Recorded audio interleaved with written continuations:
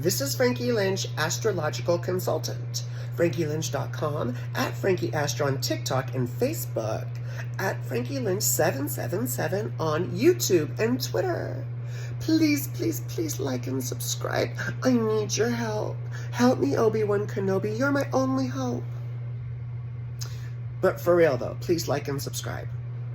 Anyway, I wanted to say a few words about Malefic and benefic in astrology, as well as delivering difficult information to clients and when to not, or when to be tactful and judicious in how you deliver information.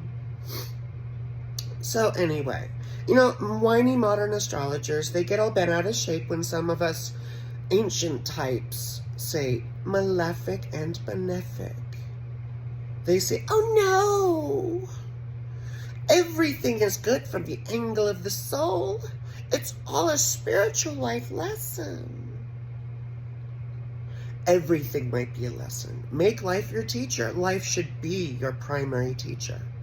However, if I come up and slap you in the face, does it feel good or feel bad? No. Every once in a while I'm into that sort of thing, but you feel what I'm saying. We live in an interdependent and relativistic universe. It doesn't have to mean anything. It's just a bunch of stuff that happens. Nothing is really good or bad. But blaming people for their situation, telling them that it's their karma and such like that isn't really useful. If you can offer solutions, practical, helpful solutions, that can be useful. But you can only do that with sufficient experience. So you better have gone through enough pain and suffering to be able to offer solutions. The other thing is, you have to be quite tactful, depending on the information. If you see anything having to do with death, financial difficulties, illness or injuries, or perhaps issues with a family member or loved one, you have to make some quick decisions.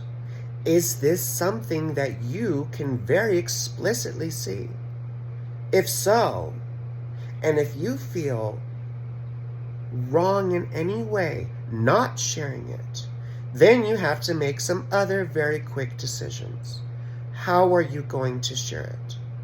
You have to be very, very careful to be clear, to be honest, to be direct, and to also be respectful. Respectful of reactions, respectful of how people could take things, and respectful of emotions and feelings and the impact on people's lives.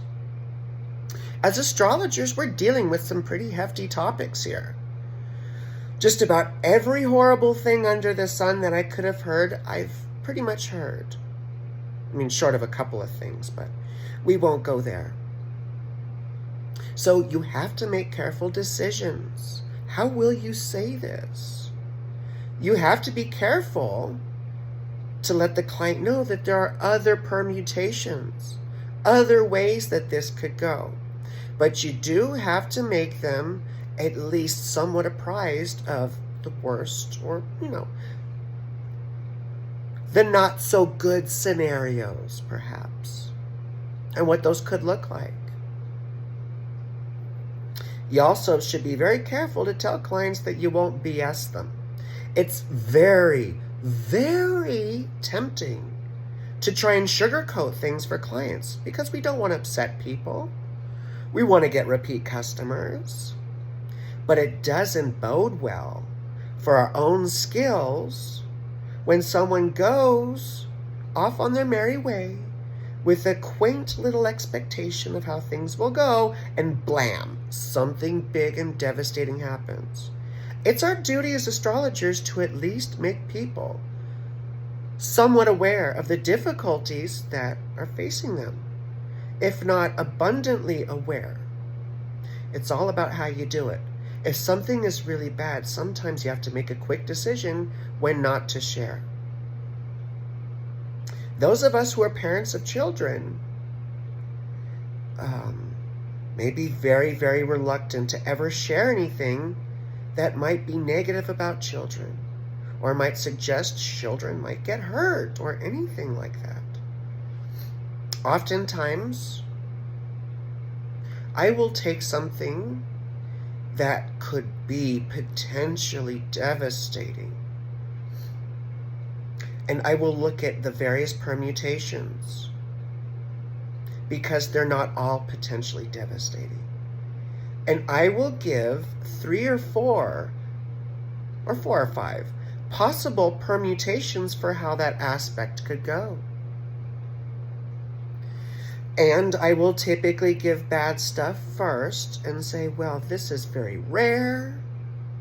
I haven't seen this very often, if I haven't. And then go to the more ordinary permutations or explanations. Not everything is life-threatening, but when something does look life-threatening, I feel like it's our obligation to at least make a judicious and tactful assessment of what that could mean for the client. Using lots of words that indicate possibility as opposed to finality, right? Maybe this could happen. This is likely. When we start being definitive about things, it can make people very uncomfortable. But sometimes we notice things very definitively, and we are still having to couch it in cautious diction or cautious phraseology so that we don't upset people. It's up to everyone on their own and their own sense of self-awareness and their own sense of client awareness as to how they were going to communicate difficult information. So I hope this makes some sense to people. I'm just mentioning this because I've had some particularly difficult topics come up with clients lately.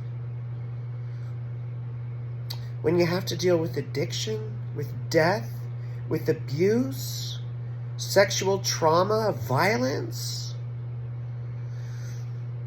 you better be prepared as an astrologer to sit with that pain with someone and usher someone through it.